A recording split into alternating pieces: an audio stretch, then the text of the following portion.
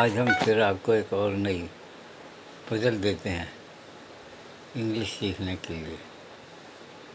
बताते हैं कि इंग्लिश सीखने में भेद क्या हैं और कैसे हैं। जिस तरह हमने दूसरी पजल पहली बनाई थी कि 2 बॉयज़ 2 वेंट टू स्कूल, उसी तरह एक और क्या है, my dear don't eat deer, deer is very dear.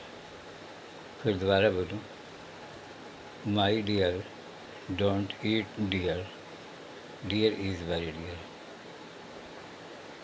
अब ये सिर्फ पहली, यूँ तो करो हिंदी है, 2-3 शब्द हैं, 2-3 मायने हैं।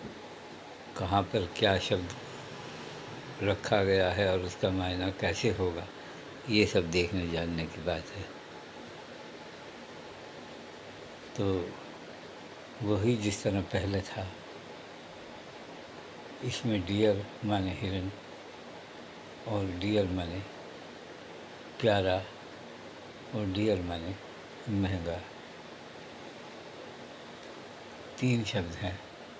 अब कौन सा शब्द कहाँ है ये आप सोचिए। और जो मैं आपको इस तरह की पहेली देता हूँ उसका ये उसका मतलब यही होगा कि आपका इंटरेस्ट जागे सीखने के लिए और खेल खेल में पजल के टाइप से आप सीख सकें और समझ सकें कि हमें इंग्लिश में क्या सीखना समझना है। असल में उसका एडजस्टमेंट कैसे किया जाए जो कोई गलती ना हो और बात सीधी और साफ लोगों की समझ में आए। तो यहाँ है माई डियर, मेरे प्यारे, डोंट ईट डियर, हिरन मत खाओ। ठीक है, मेरे प्यारे, हिरन मत खाओ, यानी कि हिरन का मांस मत खाओ। डियर इज़ वेरी डियर, हिरन का मांस बहुत महंगा है। ठीक है, तो ये जो हम सीखना चाहते हैं वो सिर्फ इसीलिए कि हम ये देखते हैं कि हम इंग्लिश के वाक्यों को, सेंटेंसेस को एडजस्ट किस तरह करते हैं और कर सकते हैं, और दूसरे के बोले का मतलब कैसे समझते हैं, और अगर हमें खुद बोलना पड़े तो कैसे बोलते हैं, बिना किसी ग्रामर वगैरह और ट्रांसलेशन के चक्कर में पड़े हुए। ट्रांसलेशन भी सिखाया जाएगा। अभी ये है कि शुरुआत है, तरीके से एक एक बात करके और तुम्हें बोलना सिखाया जाएगा अगर आप सीखना चाहेंगे तो। मैं ये नहीं कहता कि एक ही दिन में या 1 महीने में या 6 महीने में या साल भर में सब कुछ सीख लोगे। सीखो जितनी आप में कैपेसिटी है, समझो जहाँ तक आप समझ सकते हो, और उसके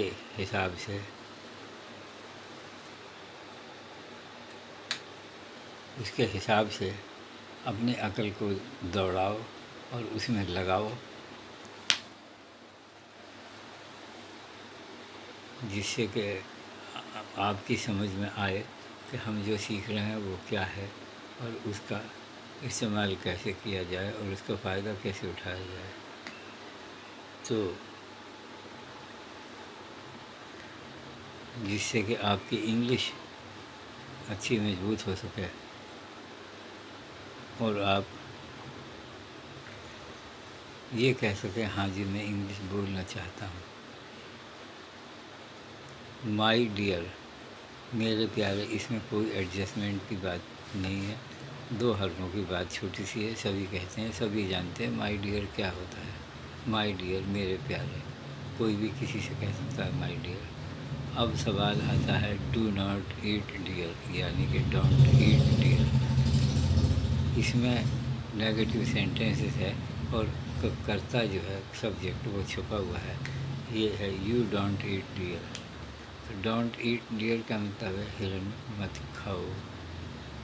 ठीक है, अब डियर इज़ वेरी डियर, इसमें ये डियर सब्जेक्ट है, इज़ वर्ब है, और वेरी डियर इसका एनलार्जमेंट है, ऑब्जेक्ट वगैरह जो भी कुछ समझो। तो इस तरीके से इंग्लिश के छोटे छोटे सेंटेंस बनाकर ये आपको याद रखने पड़ेंगे कि हम किस तरह बनाते हैं। समझे? अपने आप में प्रैक्टिस करनी पड़ेगी, थोड़ा थोड़ा बोल के अपने अंदर। जब हम पढ़ते थे तो हमारे मास्टर जी कहा करते थे, अपने मन में इंग्लिश में बोलने की प्रैक्टिस करो, अपने मन में प्रैक्टिस करो इंग्लिश बोलने की, इंग्लिश में अपने अंदर ही अंदर बात करो। जब तो हमने ये सोचा कि भाई अपने अंदर बात क्या करें, हमारे पास तो कहने सुनने को कुछ ऐसा है नहीं जिससे हम बात करें। इंग्लिश में तो खैर हम कर लेंगे, लेकिन क्या बात करें, तो हमने बात नहीं की। लेकिन अब हम कहते हैं कि ये बात ठीक है कि अगर आप अपने मन में इंग्लिश में बात करते हैं तो आपको बाहर भी बोलने की हिम्मत पड़ेगी। जब कोई आपसे बोले जब तो बोल ही लो, ना बोले तो ये सोचो कि अगर उसकी समझ में नहीं आई इंग्लिश तो उसकी बेइज्जती हो जाएगी। क्योंकि ऐसे आदमी के साथ इंग्लिश बोलने की कोई सेंस नहीं बनती जो इंग्लिश बोलना ना जानता हो या उसे ठीक से ना समझ पाता हो। तो बेकार है ना उसकी मजाक उड़ाना या उसे नीचा दिखाना, जो काम हम नहीं करना चाहते। हम इंग्लिश सीख रहे हैं अपने लिए, जिससे कि हमें ठीक से आ जाए। इसलिए नहीं कि किसी दूसरे को नीचा दिखाएंगे, हाँ चलो तू तो इंग्लिश बोलना जानता नहीं, क्या वैल्यू है तेरी, क्या करेगा, कैसे कामयाब होगा, ये सब नहीं। वो अपना आप सोचे क्या करेगा, कैसे कामयाब होगा, कैसे नहीं होगा। हम तो अपनी कहते हैं, हमारी हमारी इंग्लिश कहाँ है, हमारी इंग्लिश कहाँ है और हम उसे कैसे डेवलप कर सकते हैं। सवाल सिर्फ ये है। तो डेवलप हम इसी तरह कर सकते हैं कि अपने जो बोले हुए सेंटेंस हैं, एक तो शुरू में सेंटेंस छोटे और आसान हो, फिर आप अगर बनाना सीख जाते हैं, थोड़े से होशियार हो जाते हैं, थोड़े और लंबे सेंटेंस करो और थोड़े और लंबे करो, और फिर उसको ये देखो कि उसमें कोई गलती तो नहीं हो गई है। तुम्हें समझ में नहीं आए किसी और से पूछ लो, जिससे कि आमने सामने बैठ के बहुत कुछ जो अब मैं नहीं कर सकूँगा, आमने सामने बैठ के बहुत कुछ ऐसा समझा जाता है जो दूर से नहीं समझा जा सकता। तो वो बात निकालो, समझो, और फिर जो है तैयारी करो। अपने आप को कुछ इस तरह ढालो कि वही बात हमारी इंग्लिश मजबूत हो और कोई हमें ये ना कह सके कि ये गलत बोलता है। मेरी कोशिश सिर्फ इतनी है, मैं रास्ता बता देता हूँ ये काम कैसे होगा, समझे। और अगर आप उस पर चलना चाहें तो, और उससे कुछ हासिल कर सकें तो, या उसका कुछ फ़ायदा उठा सकें तो, ये आपकी मर्ज़ी और आपकी कैपेसिटी के ऊपर रहेगा कि इससे कुछ फ़ायदा होता है या नहीं।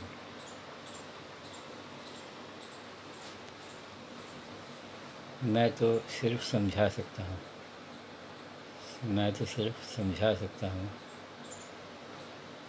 मेरा रोल समझाने के बाद ख़त्म हो जाएगा।